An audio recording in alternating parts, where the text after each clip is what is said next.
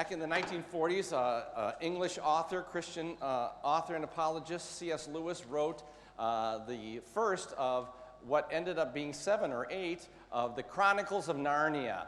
And the first in the setting of the Chronicles of Narnia was laid out in the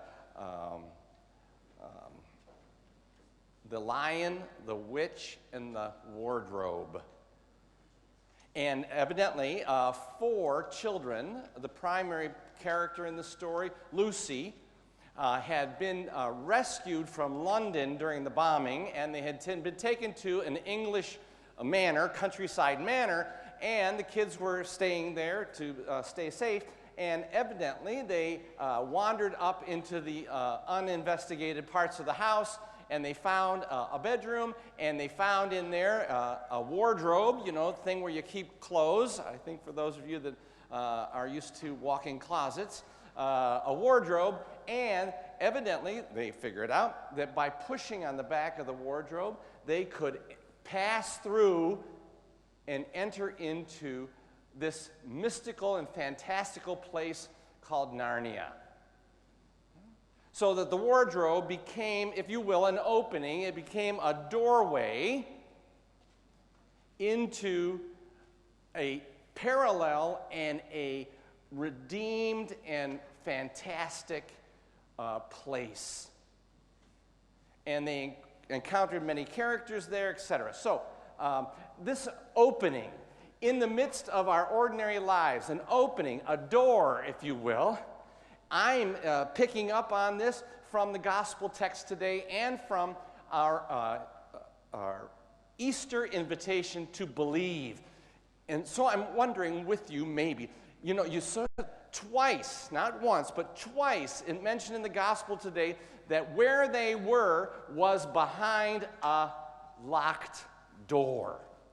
A locked door, sisters and brothers, and from the Acts of the Apostles and throughout the history of the church and the fathers of the church, a door has been imagined for us or has been presented to us as a symbol of nothing less than believing. So that God had opened the door of faith to the Gentiles, the Acts of the Apostles tells us. So that the door is in the opening and the invitation to enter into not just some new ideas, but to enter into a new world. In this case, we would say the world of the kingdom of God. So that the apostles, out of their fear, so it's manifest by the fear, but it was symbolized in the locked door, they were not believing. That's why the door was locked. And they were there for fear of the Jews. So the locked door, so sister and brother, Jesus, of course, passes through the door and bestows upon them, if you will, the gift of believing, belief.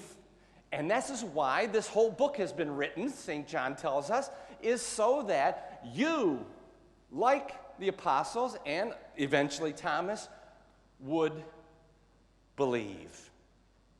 What I'd like to suggest is that this use of the door is not the first time in John's gospel. As maybe you have noticed, I am thinking this Easter time about the great I am statements of Jesus. There are 7 of them in John's gospel. They are unique to John's gospel out of all 4 gospels. I am the resurrection and the life. I am, in chapter 10, the door. So what we are invited to see in this Easter time is that Jesus is not just communicating to us the story of resurrection or the gift of believing. He is presenting himself as one God, the great I am. I am. That is the name of God. We learn it from the book of Exodus, chapter 3. The burning bush, Moses says, "What's your name?" And God says, "I am." In these 7 times in John's gospel, Jesus is identifying himself first and foremost as God. I am the resurrection and the life. God is resurrection. Today, I'm suggesting he is saying, I am God, believing. I am believing.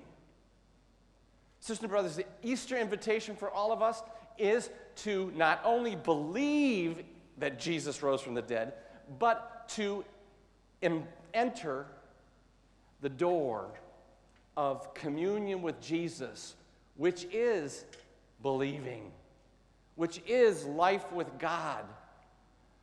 We've been talking about this a lot at St. Albert of late, the pathway to deeper communion with God. Sisters and brothers, I'd like to suggest that your faith today could become a doorway, an opening in your daily life. So not just in the wardrobe from the Chronicles of Narnia, not just in the wardrobe, not just in maybe Alice in Wonderland, looking through the looking glass, same story, right? She steps right in and through the opening. I'd like to invite you to join me in taking a long, loving look, especially at the painful, the sick, the injured part of your life.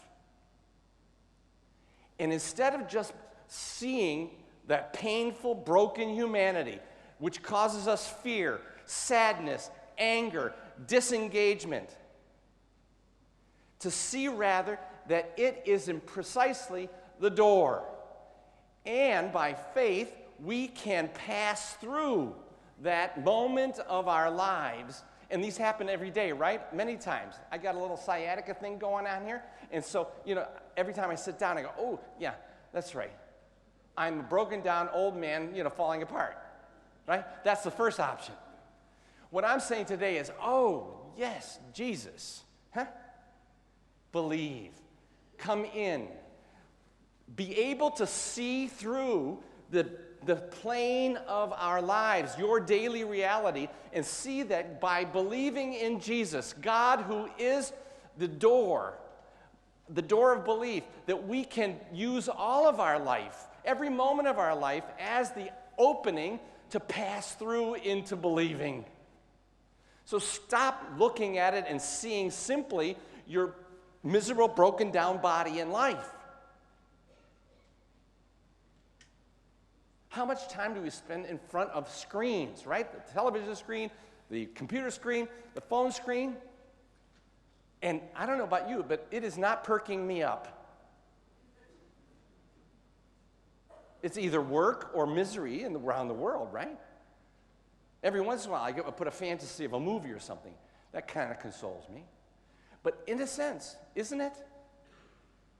I use the screen to go from my maybe broken down and faithless life into a fantasy of story. Sisters and brothers, this is what our faith can do for us. If we believe in Jesus Christ, that He is the door, and He is opening our daily life as a passageway. So let's stop complaining about our broken life. Let's stop complaining about the people that disagree with us. Let's stop complaining about maybe the resentments that other people have. And let's rather put on the faith of Jesus Christ and step through it, the door of believing, and say, there you are, my Lord and my God. You notice he had to touch the painful, broken place. And in it, he found it as a door to believing. Let's do the same. Let's do the same. Would the lector please come forward for the blessing of the oils?